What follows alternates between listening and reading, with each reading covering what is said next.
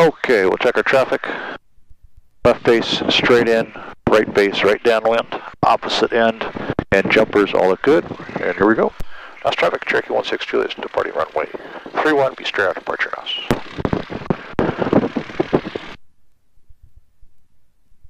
Doors closed and locked. Trim set, flap set.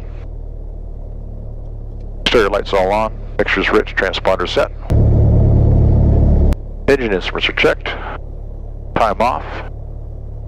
Noted. Firm windows closed, controls are locked, or controls are checked. And the critical items are all complete. And take off. Max power. Power's checked.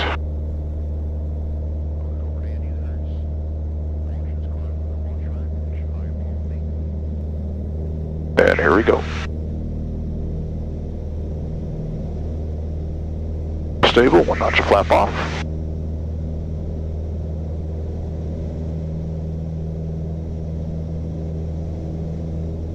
And there's 63, flaps off.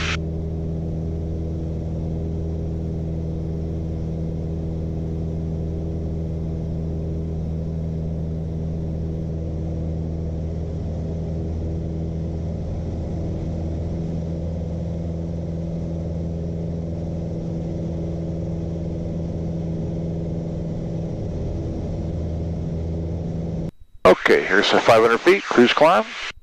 Engine instruments check for quick return. All look good, we continue. 678 7, turning left base 17, Virginia Whiskey. Pitching down, accelerate to 90 knots.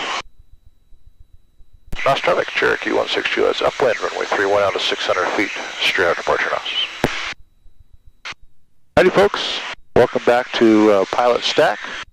Another video today. Today's going to be on what we call flap effects. In other words, how does the flaps affect the airplane? So we're going to look at various pitch changes that the flaps make, and also we're going to be looking at the effect of airspeed and or power. Okay, so we're out here in the training area. I've already done a series of clearing turns. I'll just do one more as I get ready for this.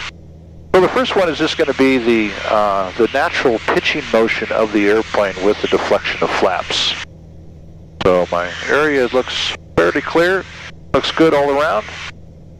So take note here, about 4,500 feet, a little bit below 100 knots. I'm well within the wide arc of the airspeed indicator, which means I'm able to deploy flaps. So what I'm going to do, I just took my hands off the control wheel, and we're just going to watch the natural pitching motion of the airplane as I deploy the flaps. So airplane's nice and stable, a little under 100 knots, about 4,500 feet. So I'm going to reach down and bring down the first notch or 10 degrees of flaps for the Cherokee. Note the up pitching. Again, I'm not touching the control wheel. Very high up pitch. And then it's going to pitch back down. So this is back to our normal positive dynamic stability, which you've seen on a previous video. Or that fancy word, the airplane is going through a phugoid right now. And I'm just going to momentarily dampen the motions with my control wheel, not touching the trim.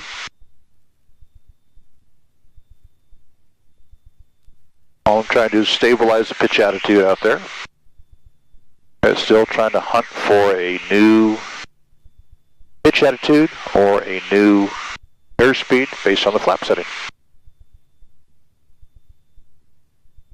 So as we take a look at our flight instruments, obviously we climbed a little bit, but airspeed dropped down about 80 knots or so. What's that telling us? The drag of the flaps. Also, the airplane is pitched up. We have a higher pitch attitude now than we did previously because of the flaps. Okay, here we go. Let's go to the next position of flaps. We're going to go flaps to 25. Same thing again. Airplane pitches up. Might almost get close to a slight stall warning. And aircraft pitches back down again as it goes through this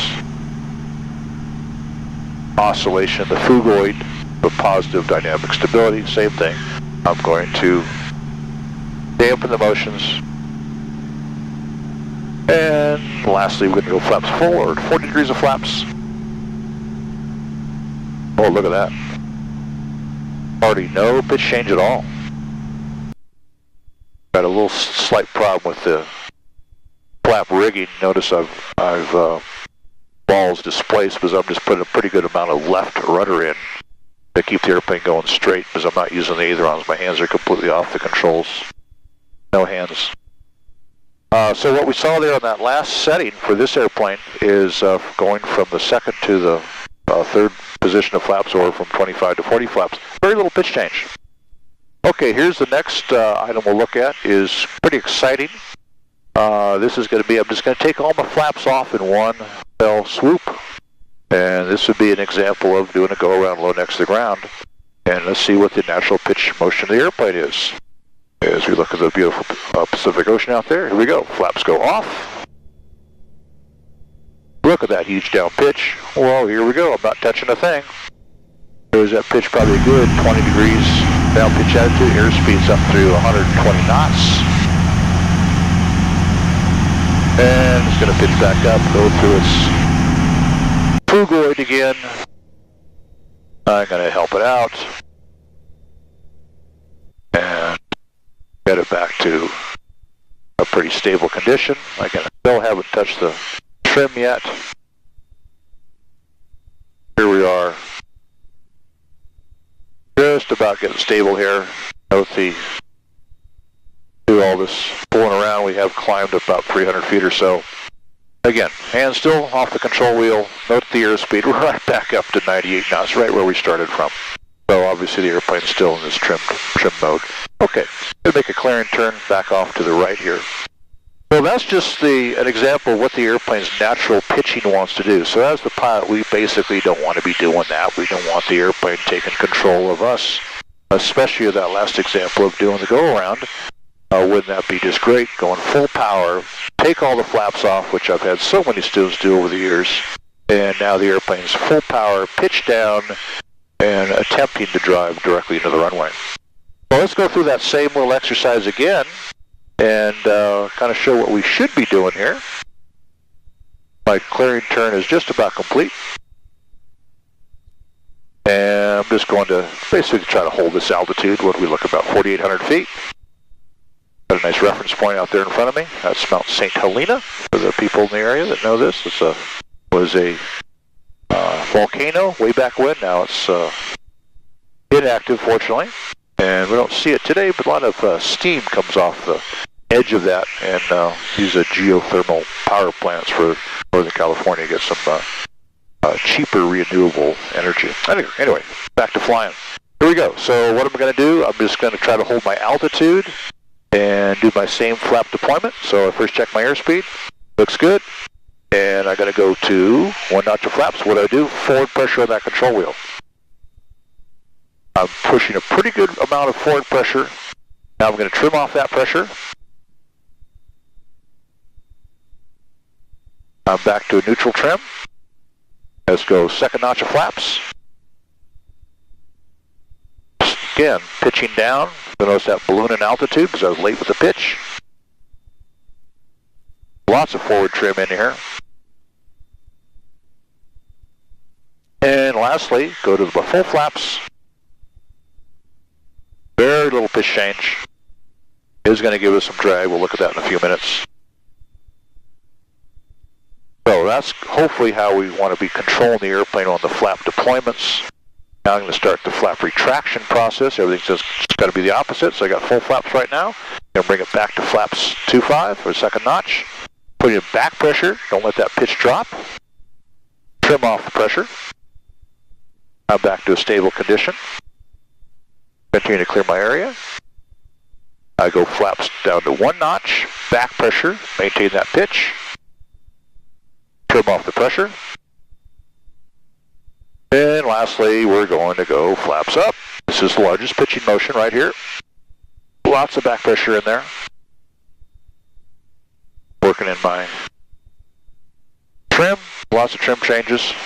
Can't see me adjusting that trim wheel, but it's just down between the seats, but I am working it quite a bit. And here we are, back to basic cruise flight. And put another clearing turn in here. And so that's basically what we want to be doing with regards to changing our flap settings and controlling the airplane. Next thing we want to take a look at is what the flaps do to the airplane with regards to drag. So after I finish my clearing turn, we'll take a look at that.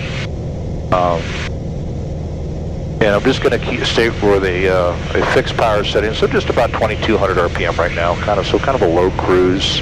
I'm really not going any place, just trying to conserve some fuel. And what we're going to do is just put down each notch of flaps, let things stabilize for a little bit, and see what kind of drag effect that each notch of the flaps gives us. Okay, so I'm just going to head out here to the southeast. There's some clouds out there to aim to. Okay, so here we are. I'm going to try to hold 4,800 feet the entire time. Airspeed's going to be right about where it was the whole time, just about 95 knots or so. All neutral trim setting. Area continues to look clear. And here we go. So power's going to stay constant. Note the airspeed about 95. Let's bring on that one notch of flap. Nice and slowly. Forward pressure. You maintain that altitude. Trim off the pressure.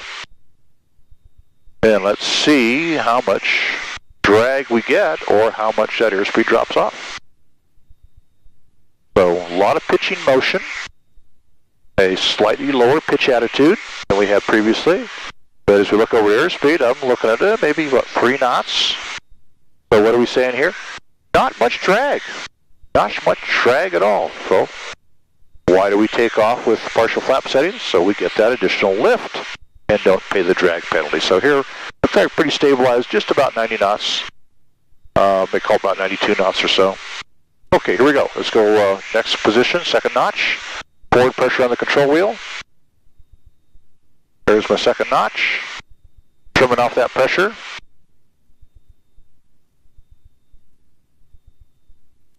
And let that airspeed stabilize.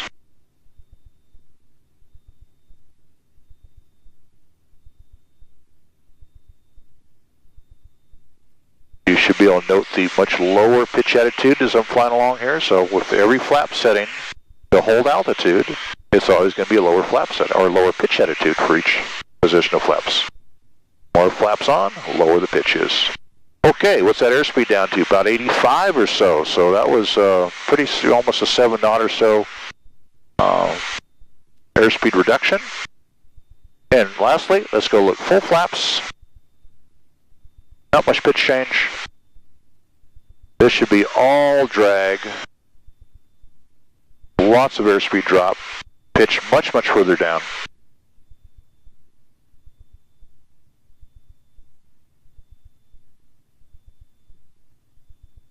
And get this airspeed to stabilize. Coming up to about 75 knots. So almost 20 knots worth of airspeed reduction. Start around 95, ending up down to about 75. So about a 20 knots worth of airspeed change just from the drag of the flaps. Okay, so bring my flaps back up, throw another clearing turn in, and we'll take a quick look at just one other feature of the flaps. And that's going to be how the flaps influence the stall speed. So that kind of hopefully can explain why we use flaps for takeoff. Yes, it gives us additional lift, but more correctly, it's giving us additional lift at a slower speed. So what I'm going to do is just kind of set a baseline here of noting the airspeed that the stall warning activates. I'm not going to take into any kind of imminent or full stall. Just look for stall warning, just for a quick number. So power setting really isn't that important. It does change the stall speed, but for now we don't really care that much. It's not that important. It's going to be a constant, so I'm just going to leave the power the same. It's about 2100 RPM. And what we're going to do is just pitch up, and altitude's going to climb. We don't care, and we're just going to note what the airspeed is for the stall warning. So I'm pitching up. not going to trim for this, so I'm just going 2 hands to the wheel to ease that pitch up.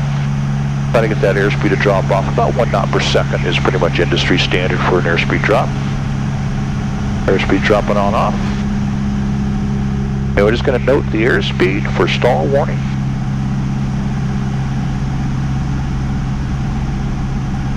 And there it is, about what, 45 knots or so. Reduce some back pressure. Airspeed's going to build back up. And going to do the same maneuver again. Airspeed's checked. 1 notch of flaps. Let's see what we can do with regards to an airspeed reduction for stall warning. As I recall, last time was 45. Pitching up, about a 1 knot per second drop. Let's see what we get. Air's looking clear, lots of back pressure. There's my 45. Oh, and what I got, about 3-4 knots lower. Down to about 41 or so. Let's go to flaps. 25 with the second notch. Try it again. Pitch on up. Let's see what kind of airspeed reduction we get. Air is coming through 45. Coming through 40. And just right about 38s or so, something like that. And finally, let's go full flaps. Pitched on up. Let's see what kind of airspeed reduction we get. Air is dropped through 45.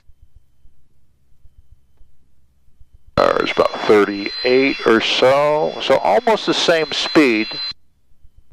So let me show that one to you again. I'm going back to second notch of flaps. Do that one again. Let's check that airspeed. And notice almost identical. So what that's, well, let's just take a look here. So right about 38, 39, pretty much the same speed with flaps at the second notch as compared to flaps at full. So what that explains to us is not that much lift difference in that last position of full flaps. That's why we don't take off with full flaps, because it's all drag. For the Cherokee here, manufacturer does recommend using second notch or 25 degrees of flaps for a short field takeoff. And that's pretty much the normal routine I use, is not so much the short field takeoff, but I am interested in getting airborne early, so that's why my normal default for this airplane is a 25 flap takeoff. I get the advantage of the lower stall speed, but I don't get the advantage of that higher drag, which the full flaps gives me. Okay, so that's pretty much it today for the flap effects. Thanks for tuning in on PilotStack today, and hopefully we added another level of knowledge to your PilotStack. And feel free to subscribe to us and see us on both the website and on Facebook. And we'll see you next time for the next episode. Bye, guys.